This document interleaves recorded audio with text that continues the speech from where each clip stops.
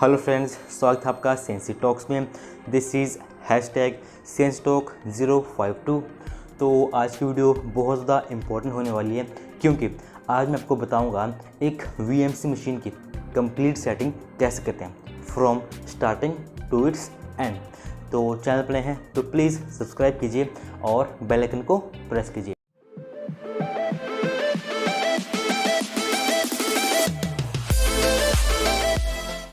तो VMC पे कोई भी सेटिंग लगाने के लिए आपको कुछ बेसिक स्टेप्स को फॉलो करना पड़ेगा। तो पहला स्टेप आता है गेट दी कंट्रोल प्लान। तो बेसिकली कंट्रोल प्लान एक डॉक्यूमेंट होता है जिसमें जो भी कंपोनेंट आप लगाने वाले हैं उसके बारे में इंफॉर्मेशन रहती है कि उसके ऊपर कौन कौन से ऑपरेशन होंगे, उसमें हम लोग कौन कौन से टूल यूज़ करेंगे। तो कुछ इस तरीके से अगर आपको एक कंट्रोल प्लान के बारे में कंप्लीट डिटेल में जानना है तो इसके ऊपर मैं ऑलरेडी एक वीडियो बना चुका हूँ, लिंक आपको डिस्क्रिप्शन में मिल जाएगा। तो पहला स्टेप हुआ कंट्रोल प्लान को लीजिए और उसमें देखिए कि हमें कौन कौन से टूल्स की रिक्वायरमेंट है और उस कंपोनेंट पे कौन कौन से ऑपरेशन होंगे। सेकंड पॉइंट आता है getting the tools and instrument. तो बेसिकली कंट्रोल प्लान में जो जो टूल्स मेंशन रहेंगे उनको हमें पहले से कलेक्ट करके रख देना है। साथ ही साथ बहुत सारे टूल्स ऐसे भी होते हैं जो वहाँ पे मेंशन नहीं रहते हैं। तो बेसिकली इंडस्ट्री में कोई भी सेटिंग लगाने के लिए एक चीज़ ध्यान देने वाली है कि हमें टाइम की वेस्टेज बिल्कुल भी नहीं करनी है। सबसे ज़्यादा इम्पोर्टेंट चीज़ इंडस्ट्री में होती है टाइम मैनेजमेंट। तो अगर मशीन पे कोई पार्ट ऑलरेडी चल रहा है तो नेक्स्ट सेटिंग चेंज करने से पहले ही आपको ये सब चीज़ें कलेक्ट करके एक जगह पर रख देनी है ताकि आपको सेटिंग लगाने में कम से कम टाइम लगे। तो अब हमारे पहले 2 स्टेप पूरे हो चुके हैं। हमारे पास कंट्रोल प्लान भी है और जो जो टूल्स एंड इंस्ट्रूमेंट इस कंपोनेंट में लगेंगे वो भी हमारे पास ऑलरेडी हैं।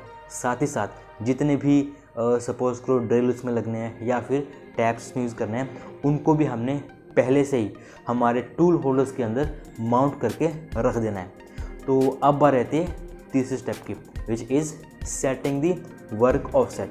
लेकिन इससे पहले अब जैसे कि हमारे मशीन का टेबल है उसमें हमें पार्ट को लगाना है, लेकिन अब पार्ट को डायरेक्टली तो मशीन के ऊपर लगा नहीं सकते। उसके लिए हमें कोई डिवाइस चाहिए होगा। तो या तो हम कोई फिक्सचर उसके ऊपर माउंट कर सकते हैं, लेकिन इस केस में मैंने यूज़ किया है 3 जा चक को, क्योंकि हम उसमें अपने पार्ट को माउंट करेंगे। तो पहले क्या करना है, चक को माउंट करना है मशीन के टेबल के ऊपर। उसके बाद अब बारी आती है वर्क ऑफसेट को सेट करने की।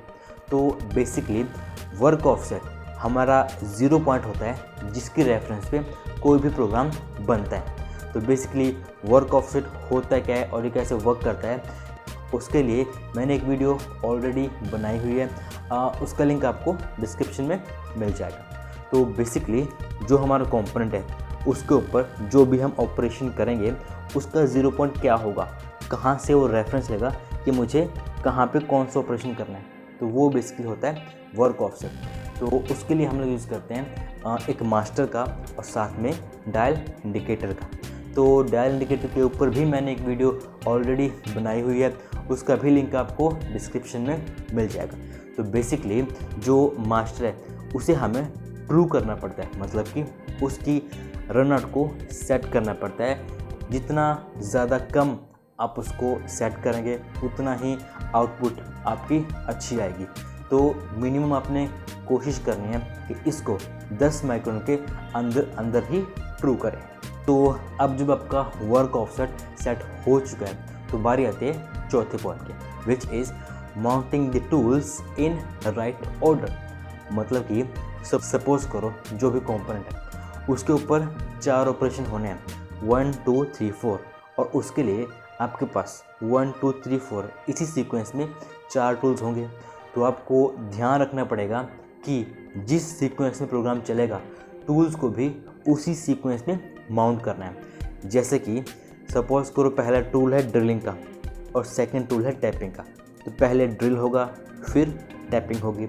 लेकिन अगर आपने गलती से ड्रिल की जगह टैप को लगा दिया और टैप की जगह ड्रिल को लगा दिया तो ईज़िली वहाँ पे एक्सटेंड हो जाएगा और टैप टूट जाएगा। तो इस बात का ध्यान हमें अच्छे से रखना पड़ेगा। तो हमारा 5वां स्टेप आता है टेकिंग दी टूल ऑफसेट। तो बेसिकली अब हमने टूल्स को तो लगा दिया, लेकिन अब टूल्स को समझ कैसे आएगा कि वर्क पीस कहाँ पे है, उसका 0 पॉइंट कहाँ पे है। तो उसके लिए हम लेते हैं टूल ऑफसेट। तो टूल ऑफसेट क्या होते हैं, उनको हम कैसे लेते हैं, उसके लिए भी ऑलरेडी मैंने एक वीडियो बनाई हुई है, लिंक आपको इसका भी डिस्क्रिप्शन में मिल जाएगा। एक और चीज़ जो ध्यान देने वाली है, जैसे हम लोग 1 बाय 1 टूल्स को चला रहे हैं, जैसे कि सपोज़ करो मैंने टूल नंबर 1 को चलाया और उसके बाद मैंने रीसेट को प्रेस किया, तो होगा क्या, सपोज़ करो मैंने देखना है कि जो टूल नंबर 1 चला वो सही चला या नहीं, जो डायमेंशन उसने बनाई वो सही बनाई या नहीं। तो मैं क्या करूँगा, जनरली रीसेट को प्रेस कर दूँगा। लेकिन अब जब मैंने रीसेट प्रेस किया तो प्रोग्राम दोबारा से हमारा शुरू से चलेगा, पहले टूल से।